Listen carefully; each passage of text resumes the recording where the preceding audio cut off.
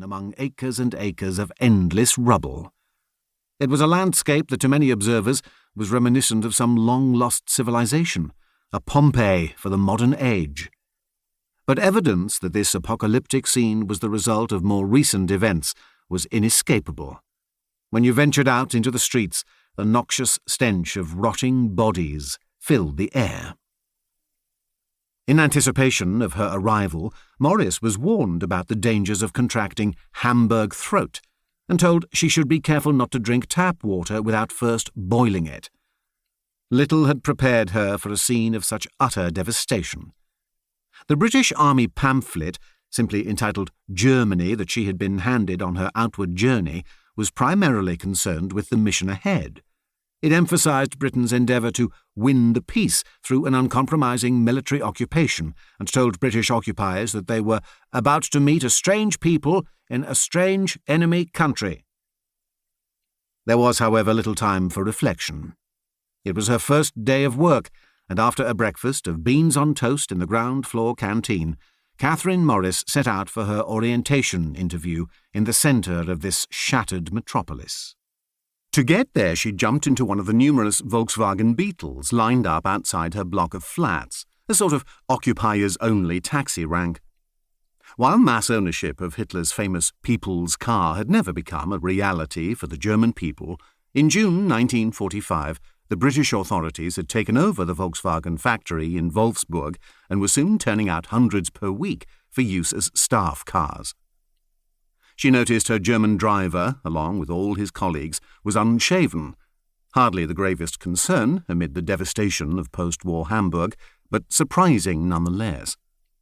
This, it turned out, wasn't a fashion choice or a uniform requirement, but rather the result of an ongoing shortage of soap and razor blades.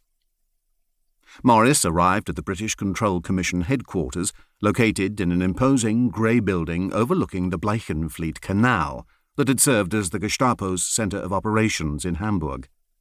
She was taken to her office, which was evidently a former interrogation cell, complete with thick steel bars and a self-locking door.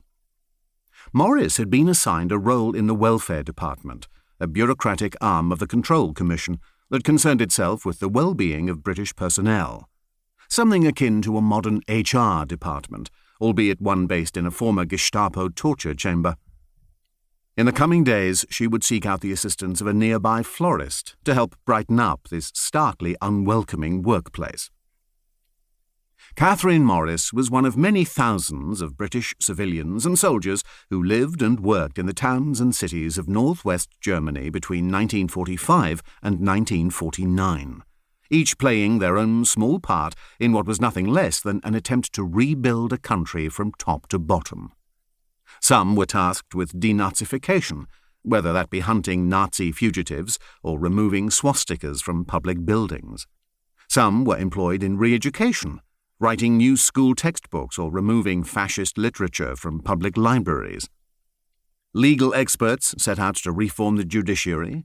Economists attempted to rebuild a war economy shattered by years of bombing raids, and crack squads of soldiers tried to locate secret technologies.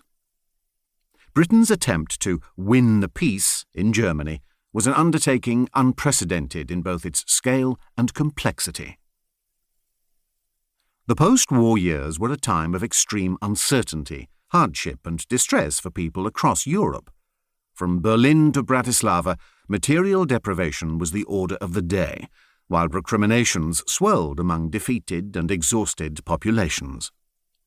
For the people of Germany, life seemed to have suddenly and traumatically ground to a halt at the end of the war. 1945 became known to some as Stunde Null, 0 hour, signifying a total break with the past. In comparison, Morris and her Control Commission colleagues were the lucky ones, provided with ample rations of food and alcohol, as well as a generous selection of British-only clubs and dance halls to enjoy them in. On the shores of the Außenalster, the large artificial lake contained within Hamburg's city limits, lay one of the most ostentatious, the Atlantic Club. The grand white facade of the world-famous Atlantic Hotel had miraculously remained more or less intact during the war.